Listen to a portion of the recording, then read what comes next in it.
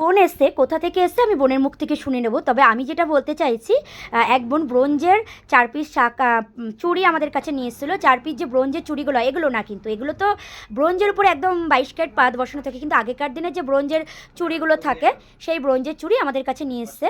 ও একজোড়া দারুণ কানের অর্ডার দিয়ে গেছে। আমরা বানানোর পরে যদি আমি থাকি দোকানে অবশ্যই তোমাদের ভিডিওর মাধ্যমে সেটা দেখাবো। ওটা বানাতে দিয়ে এই 4 পিস চুড়ি, সকেট চুড়ি বোন পুরনো সোনা নিয়ে এসেছিলো, তো ওল্ড গোল্ড এক্সচেঞ্জ করে ও অনেক কিছু নিচ্ছে। ও একজোড়া কানের বানাতে দিয়ে গেছে, সব ওল্ড গোল্ডের মধ্যেই মোটামুটি হয়ে গেছে। সাথে এই 4 পিস সকেট চুড়ি নিয়ে যাচ্ছে। আচ্ছা বোন, তুমি যে ব্রোঞ্জের চুড়ি এনেছো, ফার্স্ট টাইম এসছো তোমাদের? তোমার সামনে একদম বাইরে বসে অ্যাসিডে খাওয়ানো, যেহেতু ব্রোঞ্জের ছিল ওটা। আরগুলো সব সঠিক পেয়েছো তো বিপিচন্দ্র জুয়েলার্সে? তুমি খুশি বিপিচন্দ্র জুয়েলার্সের সিস্টেমগুলোতে? বলো।